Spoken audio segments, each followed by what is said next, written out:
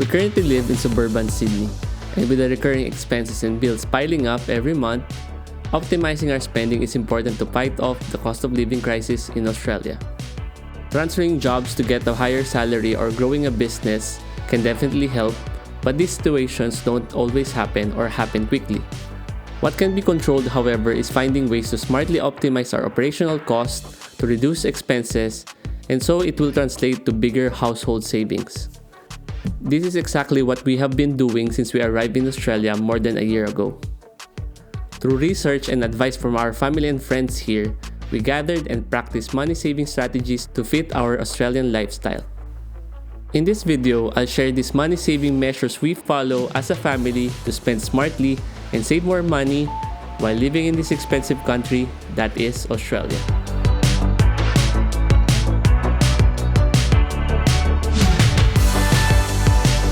Tracking our grocery shopping. Our second biggest operational expense in Australia is grocery shopping. Our top expense by a mile is the mortgage payment. I know this because we diligently track our daily expenses. Tracking helps me remember what I bought before, and the total data allows our family to forecast and budget for the year's spending. Speaking of tracking, we've been recently using a scan and go trolley from Woolworths to monitor our total grocery shop. It is actually convenient and fun scanning items and packing them already in our eco bag. We get to see how much we are saving in real time, plus this tool helps in controlling our expenses. In doing grocery shopping, as much as possible, we only buy half-price items except for pantry essentials. We also buy from the quick sale section, like food items near expiry that we can cook and consume immediately. They are highly discounted and we get to try new items we never usually buy at a regular price. When you shop at Woolies, you gain everyday rewards points, and that can translate later to dollars that can help reduce your total payment. We also try to spend under $100 every shop to get 2% cash back, and we make sure to use the 10% off on a shop as a Everyday Rewards Plus member. There are many best practices in grocery shopping and many grocery stores to choose from. I made a video about this topic, so I highly recommend you check that out. Eating out smartly. Eating out can easily become our biggest operational expense, and so we try to be smart about eating in restaurants. When choosing where to eat, we check for deals, like the occasional half-price meatballs in IKEA. We also register for free memberships in restaurants so we can avail of member prices and promotions like Kids Eat Free on Sundays at the Australian Brewery. We also celebrate special occasions early and avoid holiday surcharges. We actually like to eat in food courts as well and only choose restaurants that we love and are not too expensive. Every now and then we splurge, but mostly we eat at home and enjoy my wife's yummy home-cooked meal. But for tonight, I am the one cooking. We got this from Woolies. It's $1.50 for roll-on scallops with garlic butter and Woolies pork knuckle, which is like crispy pata back. $1.50 plus $10, around $10. So around $12. That will be our dinner for tonight. Yeah, let's go with this. Home-cooked meals instead. For our home meals, my wife does a weekly meal planning and she prepares for our daughter's school lunch for the week. So finish now, scallops, and then here's the pork knuckle. We also buy ready-to-cook meals like these pork knuckles. It's convenient, time-saving, and the cost is relatively cheaper than a single meal order from a restaurant. There are different offerings to try from Woolworths, Coles, and Aldi, and we have our favorites already. Getting around cost effectively. The best way to get around in Australia is to use a car and the public transportation system. We are using both. This is me driving to Bella Vista's Park and Ride building where I am leaving our car so I can ride the metro. We registered for a park and ride to save on parking fees.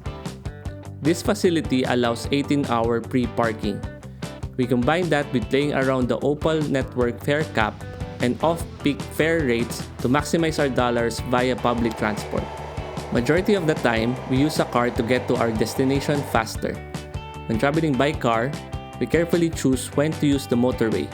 We typically choose the motorway to avoid traffic and when I think the fuel economy outweighs or negates the cost of the toll.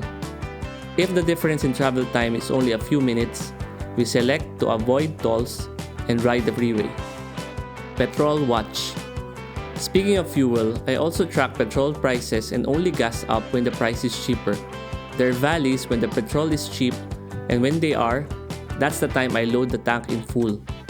The closest gasoline station to us is BP, and this is where I go most of the time. I'm subscribed to BP Rewards and get cashback. When in transit, I consciously check the prices posted on gasoline stations I drive by. If not in a rush, I would stop by and fuel up. Alternatively, we use this fuel check app. This is a handy tool to monitor fuel prices.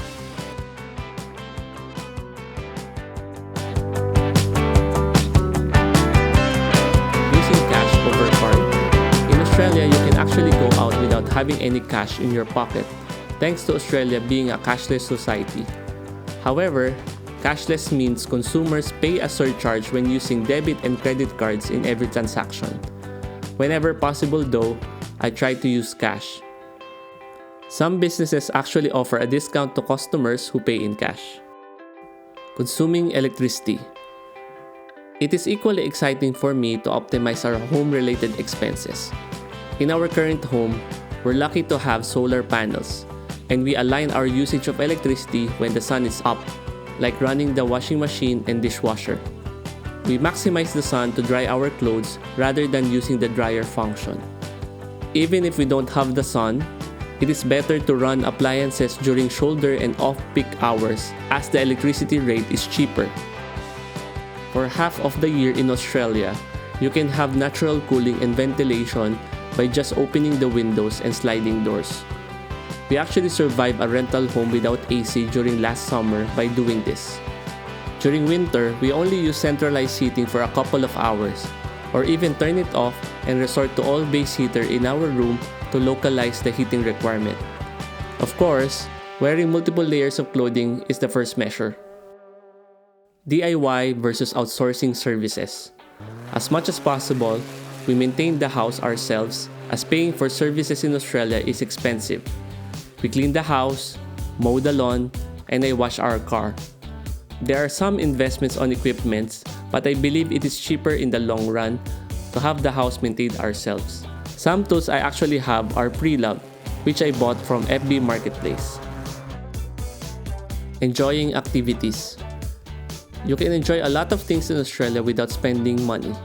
We go to the parks, beaches, events like Vivid are available, and of course, quality museums.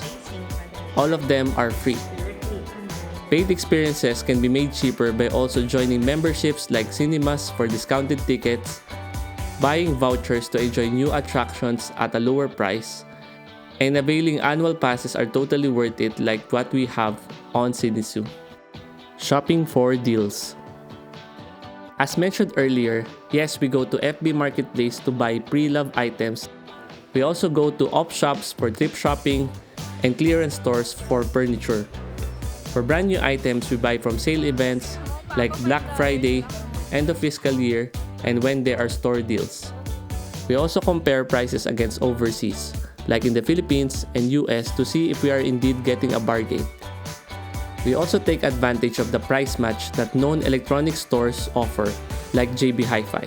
Outlet shopping malls like Birkenhead Point and DFO are excellent venues too to get the best deals. It is quite fulfilling to find creative ways to get more of our money and save in the process. Having lived in Australia for more than a year now, I find that Australians are smart about dealing with finances. They save and invest if they have extra.